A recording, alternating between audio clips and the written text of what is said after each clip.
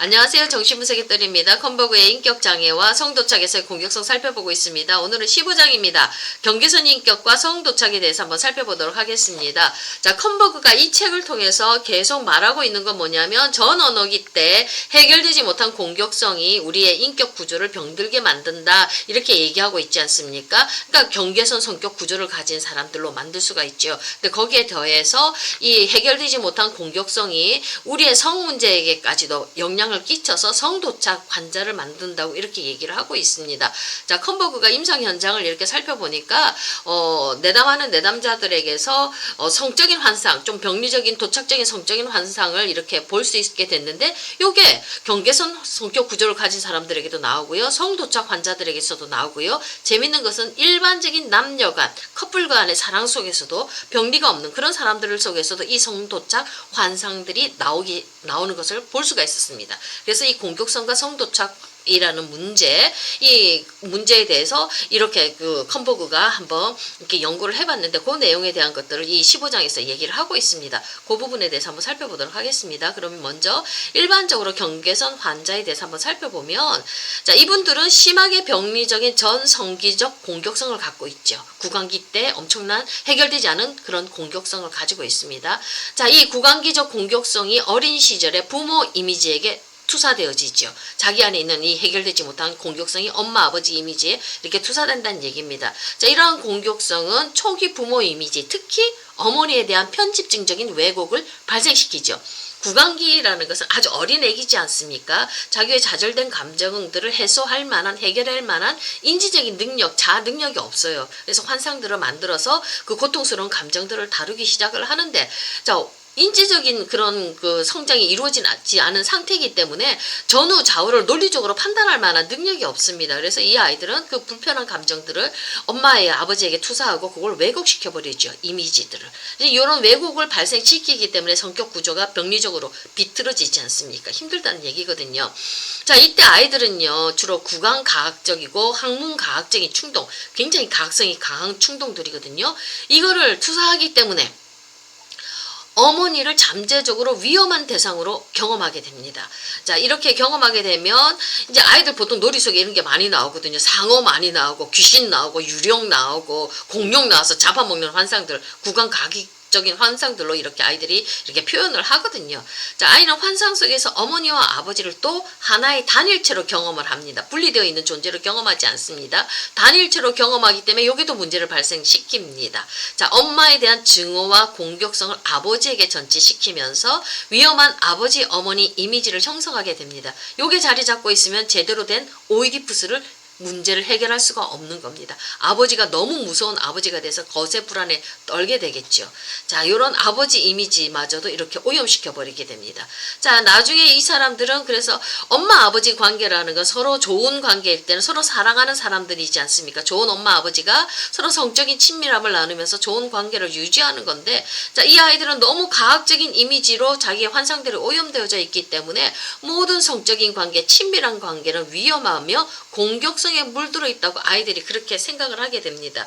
자, 이래서 이 아이들은 이 엄청난 분노와 불안에서 이 구강적인 경로와 공포에서 벗어나기 위해서 이제 정상적인 발달이 아니라 조숙하게 성기적인 추구를 발달시키죠. 여기서 벗어나고 싶어서. 근데 이게 방어적인 발달이기 때문에 문제가 또 발생합니다. 이 강력한 전성기적인 공격성이 성기적인 추구 오염까지, 성기적인 추구까지 오염을 막 시켜버리게 되는 거거든요. 그래서 이 사람들은 인간관계가 굉장히 어렵죠. 그러니까 전 언어기 때 해결되지 못한 공격성이 그대로 오이디푸스기까지 넘어가면서 이 사람들은 모든 사람들 간의 대인관계가 불편하고 위험하고 혼란스럽고 불안하다고 생각되어지고 공포스럽다고 생각되어지기 때문에 제대로 된 인간관계를 맺을 수가 없다는 겁니다. 그러니까 성적인 관계 모든 것이 파괴적이고 공격적이기 때문에 이 성 문제를 제대로 성기적으로 남자와 여자가 서로의 다른 성을 가지고 관계를 맺는 게 아니라 이게 오염됐기 때문에 이렇게 도착적으로 이 문제를 풀어내려고 하거든요. 그 도착증을 갖는 그 밑에는 이 불안과 공포가 있다고, 무서움이 있다고, 이렇게 공격성의 문제가 해결되지 않은 게 있다고 하고 나중에 보면 이 부분을 대해서 컨버그가 얘기를 하거든요. 그러니까 전 어느 때 해결되지 않은 공격성의 문제가 인간관계를 오염시키고 남녀 간의 커플들 간의 이 사랑관계를 성관계까지도 오염시킨다고 이렇게 컨버그가 이야기를 하고 있습니다. 자, 경계선 환자들에게서 발견되는 전형적인 그런 현상을 한번 살펴보면요. 첫째, 오이디푸스 갈등 안에 존재하는 과도한 공격성으로 인해서 오이디푸스적인 경쟁자의 이미지는 두렵고 압도적으로 위험하며 파괴적인 특징을 갖습니다. 아까 얘기했지 않습니까? 아버지 이미지까지 굉장히 파괴적으로 만들어버리거든요. 오염되어져 있기 때문에 이 사람들은 아버지로부터 거세 불안을 당할 거라는 엄청난 불안과 공포를 가지고 있고요. 특히 남자아이는요. 여자아이는 페니스 선망이 지나치게 과장되어져 있지요. 이래서 이 사람들은 또 성적인 관계에 대한 금지 때문에 굉장히 심하게 피학적인 성향을 또 가지고 있게 되기도 합니다. 그러니까 전 어느기 때 해결되지 못한 것이 오이디푸스 단계 속에서 엄청난 공격성으로 물들어지기 때문에 이 사람들 거세 불안에 떨게 되고 페니스 선망에 대해서 이렇게 불편한 페니스 선망을 가지면서 여자아이들은 자라가게 된다고 이렇게 얘기를 하고 있습니다. 두 번째는 긍정적 오이디푸스 관계 안에서의 이성애적 사랑에 대한 이상화.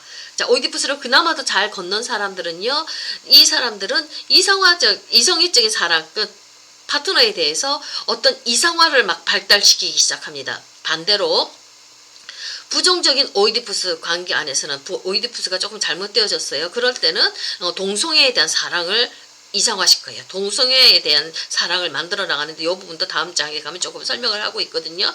동성애적인 사랑 대상에 대한 이상화가 또 과장되어져 있어요. 그러니까 이 사람들은 동성애를 하든 이성애를 하든지 간에 이상화 대상에 대해서 굉장히 과장되어진 그런 모습들을 이미지를 가지고 있는데 이게 오래 가지를 못합니다. 자기의 것들이 어떤 것들 자기의 욕구가 충족이 안 되어지고 이상화된 대상에 대한 갈망이 충족이 안 되어지면 반대로 그 사람들을 수직으로 그냥 떨어뜨려 버리죠. 이렇게 막 그냥 그 사람들을 쉽게 폄하하게 되고 그 사람들로부터 막 철수하게 되고 욕하게 되고 막 그렇게 식어버리게 되죠. 여기 반대로 나쁘게 반응했다가 또 반대로 아주 이성화시켰다가 그러니까 이성화시켰다가 폄하시켰다가 하는 것들이 왔다 갔다 하는 그런 관계 패턴을 보이고 있습니다. 자, 변덕스럽다는 얘기예요. 변덕스러운 사람도 주변에 있지 않습니까?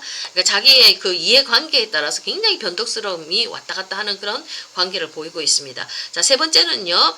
위협적인 오이디푸스적 경쟁자와 이성화된 갈망 대상 모두가 지닌 비현실적이지 않습니까? 그 대상에 대해서 정확하게 현실적으로 바라보는 것이 아니라 자기의 환상 이미지에 따라서 비현실적으로 바라보는데 이게 발생학적인 분석을 의하면 이건 비현실적인 종류의 응축된 부모 이미지 엄마 아버지의 그 응축된 전원이기 때 그 이미지가 그 안에 도스리고 있다는 것을 이제 컨버그가 분석해냈거든요. 자, 네 번째. 전 오이디푸스적 갈등이 우세한 환자들의 성기적인 추구는요, 주요한 전 성기적 기능들을 수행합니다. 그러니까 페니스나 질이나 이런 것들이 단순한 제대로 된 성기로 페니스를 보는 게 아니라 질을 보는 게 아니라 이 사람들은 환상 속에서 페니스도 결국은 엄마의 젖가슴하고 동일시 됐죠. 질도 여자의 질도 그것도 이제 어떻게 이 사람들은 오염된 한상으로서 엄마의 기능하고 이렇게 결부되어서 이렇게 바라보게 되죠. 자, 이 성기의 모든 리비도적 기능을요 과도하게 공격성으로 물들이는 경향은 대개 경계선 인격 조직 환자들에게서 발견이 되어집니다. 자, 이게 성기를 그냥 그대로 성기로 보는 게 아니라 전성기적 기능들을 오염된 전성기적 기능들로 이렇게 보기 때문에 페니스와 질을 바라보는 눈이 건강한 성적인 대상으로 보는 게 아니라 그냥 자신의 오염된 이미지로 바라보기 때문에 나를 잡아먹고 나의 페니스를 잘라버릴 수 있는 이빨 달린 질의 환상이 나온다든지 이런 식으로 페니스가 단순히 그 남자의 성기가 아니라 엄마의 젖꼭지로 이렇게 경험이 되어지기 때문에 이 독이 묻어 있다고 생각하면서 그런 거에 대한 굉장히 불안과 공포 환상들이 이렇게 존재하게 있습니다.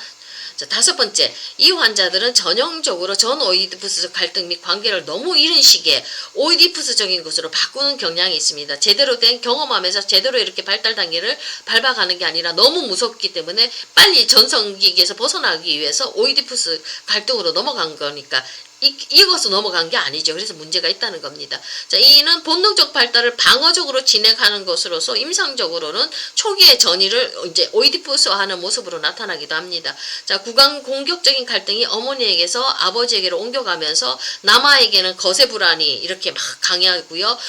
오이디푸스적 경쟁이 여자아이에게서는 페니스 선망과 그것에 대한 성격의 왜곡이 이렇게 발생하기 시작합니다. 자, 어머니에 대한 여아의 과도한 전성기적 공격성은요, 남성들과의 관계에서 피학적인 성향을, 성적인 관계에서 피학적인 성향을 갖게 하고요, 성기적 성 전반에 대한 초자의 금지를 발생시키게 됩니다. 그러니까 불감증이라든지 여러 가지 성적인 문제를 가질 수가 있게 되겠죠.